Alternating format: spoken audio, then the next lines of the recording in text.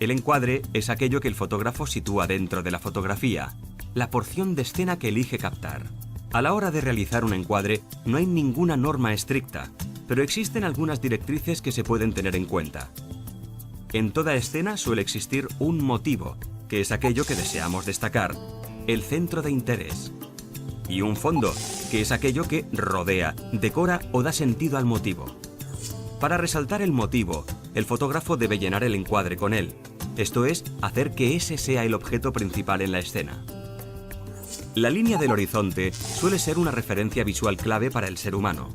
Normalmente esta debe mantenerse recta, horizontal. La percepción de una línea del horizonte inclinada suele llamar la atención, y si no está justificada, da al espectador la sensación de que los objetos se vayan a caer hacia un lado. Otro factor comunicativo importante en fotografía es la elección del tipo de encuadre, que puede ser horizontal, vertical o inclinado. Cada uno de ellos transmite sensaciones diferentes. El encuadre horizontal sugiere quietud, tranquilidad, y suele utilizarse normalmente para paisajes y para fotografías de grupo. El encuadre vertical sugiere fuerza, firmeza, y es el más apropiado normalmente para retratos, entre otras cosas porque los seres humanos somos más altos que anchos.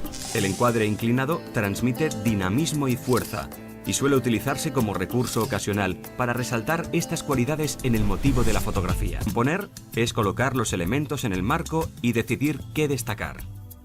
No existen reglas rígidas respecto a la composición.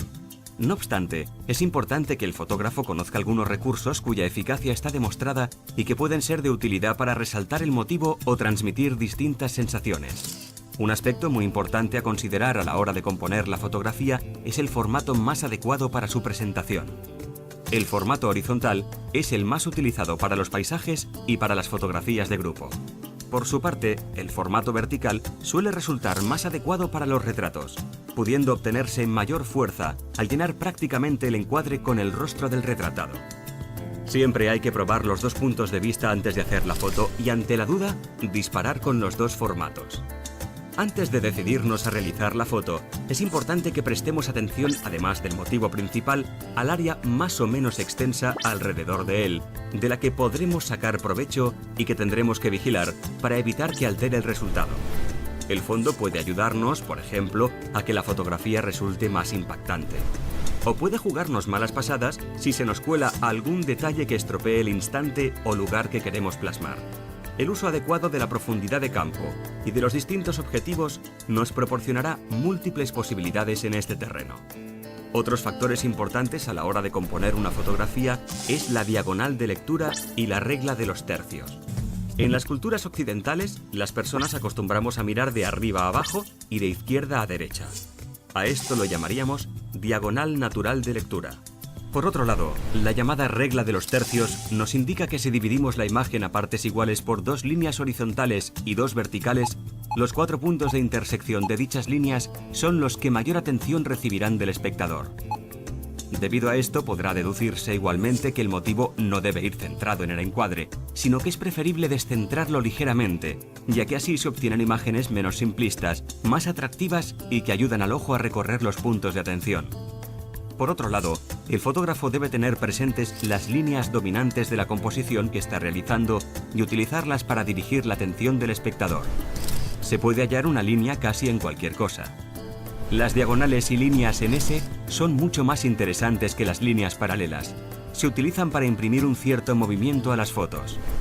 El caso más básico de línea dominante es la de horizonte, que actúa de referente para el espectador y es conveniente no colocarla inclinada, sino recta, para evitar la sensación de que la imagen se caiga hacia uno de los lados. Tampoco es conveniente que esté situada en el centro vertical de la imagen, sino a 2 tercios por arriba o por abajo, ya que si se coloca la línea del horizonte en el centro, se obtendrá una imagen descriptiva, inexpresiva. Mientras que al bajarla o subirla, estaremos primando el cielo, el mar o la tierra como fondo de la imagen. Otro caso típico son las líneas diagonales que a menudo se forman en las fotografías. Por ejemplo, una carretera, un edificio, todos estos elementos forman líneas dominantes en la fotografía y pueden, por tanto, ser usados para conducir la atención. Un recurso habitual es colocar estas líneas en las diagonales de la fotografía, haciéndolas coincidir con una o más esquinas de la misma. Así, el ojo recorrerá esas líneas desde las esquinas a los centros de interés, ayudando a dirigir hacia ellos la atención del espectador. Finalmente, es importante resaltar dos casos especiales de líneas dominantes: la mirada y el movimiento. La mirada de un ser humano traza una línea imaginaria de gran fuerza expresiva. Cuando la persona retratada está mirando hacia algo, debe abrirse el encuadre situando a la persona a un lado y dejando un espacio libre delante de ella, para ser ocupado por su mirada. Una persona u objeto en movimiento también describe una línea dominante imaginaria con su trayectoria. Cuando el motivo esté entrando en la escena, es conveniente abrir el encuadre nuevamente y dejarle un espacio libre delante para el efecto de movimiento. El enfoque es otro de los elementos fundamentales para dirigir la atención del espectador y resaltar los motivos de nuestras composiciones. El anillo de enfoque de la cámara fotográfica nos permite enfocar a distintas distancias y, controlando la apertura del diafragma y el tiempo de exposición del obturador, podemos conseguir mayor o menor profundidad de campo en la imagen y también enfoques selectivos. Efecto bokeh. El primer gran recurso artístico del enfoque selectivo es resaltar el elemento enfocado, el motivo, frente a todo lo demás que está desenfocado, fondo, reduciendo la profundidad de campo. Por el contrario, en fotografía de paisajes, por ejemplo, es preferible una gran profundidad de campo para abarcar todos los detalles con nitidez en todas las zonas de la fotografía.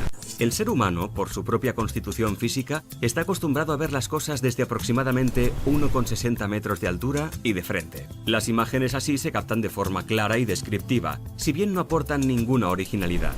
La variación del punto de vista aporta perspectivas diferentes con elementos inesperados que a menudo captan más la atención. Es por esto que existen infinidad de recursos fotográficos en este sentido. Teniendo en cuenta esta premisa general, existen ciertas técnicas ampliamente utilizadas entre los fotógrafos, entre las que podemos destacar el picado, el contrapicado y la toma a ras. El picado consiste en fotografiar un motivo desde arriba hacia abajo y ayuda a resaltar lo pequeño de ciertos objetos, ya que proporciona un punto de vista de superioridad. Al mismo tiempo, es contraproducente en general su uso en fotografía de personas, especialmente niños, o animales, precisamente porque ayuda a verlos como inferiores, les resta importancia y además, si se fotografía de cerca, puede deformar las proporciones de la cabeza con respecto al cuerpo.